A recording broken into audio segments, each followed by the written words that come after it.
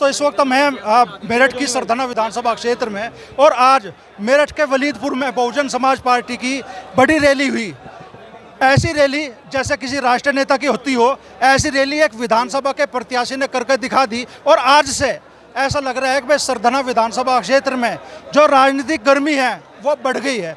अब मुकाबला किससे होगा, कैसा होगा। और सरदाना विधानसभा क्षेत्र में आज जब विनीत भराला की उम्मीदवारी का ऐलान कर दिया गया है बहुजन समाज पार्टी द्वारा, तो ऐसा किस समीकरण के जरिए वो चुनाव मैदान में उतरेंगे और मुकाबला किससे होगा उनसे जानने की कोशिश करते हैं। तो विनीत भाई, आज बहुजन समाज पार्टी ने ऐलान कर दिया आपकी उम्मीदवारी का, क्या लग रहा है कि क्षेत्र में कैसा समीकरण है? सबसे पहले तो मैं बालियान जी आपका धन्यवाद करना चाहता हूं कि आप लोग मुजफ्फरनगर से यहाँ कवर करने आए, और मैं यहाँ अपनी नेता आदरणीय बहन मायावती जी का भी धन्यवाद करना चाहता हूँ जिन्होंने मुझे यहाँ प्रत्याशी घोषित किया है।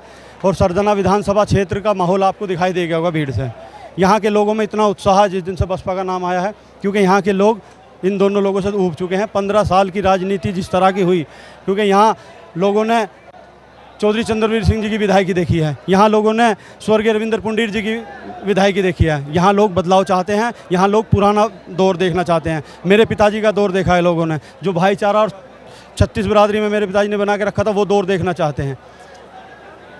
तो सर समाज को साथ लेकर चुनाव मैदान में उतरो। सर समाज को साथ लेकर उतरने का काम करूंगा। मैं हर घर जाऊंगा, हर दर जाऊंगा, हर आदमी की खुशामद करूंगा। हर आदमी जो मेरे पिताजी से जुड़े हुए थे उन्हें, और जो उनकी यारी रिश्तेदारी, हर आदमी चुनाव लड़ाने का काम करेगा मुझे सरदाना विधानसभा क्षेत्र का। अच्छा, आपने मन से भी कही है और वो चर्चा चल भी रही है कि साहब विनीत भराला तो किसी को जिताने के लिए चुनाव मैदान में इधर से की बजाय उधर से चुनाव घुमा के चुनाव मैदान में उतारे जा रहे हैं। क्या कहोगे इन चर्चाओं को लेकर? मैं इन चर्चाओं को लेकर एक ही बात कहूँगा, मेरा राजनीतिक परिवार है। मेरे पिताजी ने 2 चुनाव लड़े, मैं राजनीति कर रहा हूँ, और ये कुर्ता पजामा और मैं अपनी गाड़ी अपना घर से तेल फूकता फिर रहा हूँ। मैं किसी की चमचागिरी करने के लिए नहीं, मैं चुनाव लड़ा हूँ चुनाव जीतने के लिए। मैं समाजवादी पार्टी से पिछली बार टिकट मांगा, नहीं मिला, इस बार मांगा, नहीं मिला, इसलिए मैंने बहुजन समाज पार्टी को चुना, और बहुजन समाज पार्टी से मैं चुनाव लड़ूंगा और बहुत मजबूत चुनाव लड़ूंगा। सरदाना विधानसभा की सीट बहुजन समाज पार्टी की झोली में घेरने का काम करूंगा। ऐसी भी चर्चा भाई विनीत भराला चुनाव मैदान में उतरेंगे, जाट समाज की वोट खिंचेंगे, तो नुकसान अतुल प्रधान को होगा, फायदा संगीत सोम को होगा।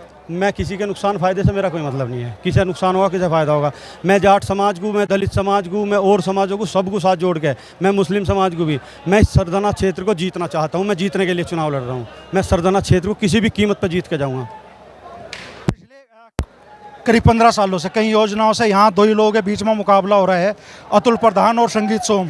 विनीत भराला आज इस बार किस पोजीशन में खड़े होंगे? मैं इसीलिए आपके बीच मैं कहना चाहता हूँ, इस क्षेत्र की जनता के माध्यम से, और यहाँ का एक एक व्यक्ति चुनाव लड़ेगा, हर जाति धर्म का लोग चुनाव लड़ेंगे, और यहाँ चुनाव लुटेरों और कमेरों के बीच में होगा।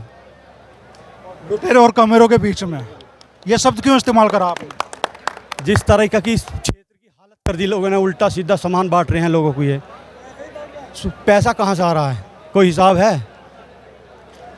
कोई आप बताओ बालियान जी, कोई आम आदमी, कोई आम राजनीति करने, 1 नंबर की राजनीति करने वाला, ईमानदारी से राजनीति करने वाला आदमी, क्या कोई इस तरीके से पैसा बांट सकता है? क्या इस तरीके से कर सकता है?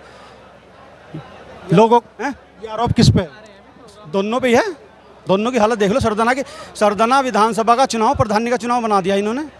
हॉट सीट बता रहे इसे, ये सबसे ठंडी सीट होगी ना, समझ लो। अब ठंडी होगी, आज के बाद सबसे ठंडी सीट होगी। हम कह रहे हैं राजनीतिक माहौल गर्म होगा, आप कह रहे हैं ठंडी होगी। उत्तर प्रदेश की जो सबसे पहली बहुजन समाज पार्टी की सीट जीतने वाली होंगी। बालियान जी, आपके ऑन कैमरा कह रहा हूँ, जिस दिन वोट की रिजल्ट आएगा आपसे बात करेंगे।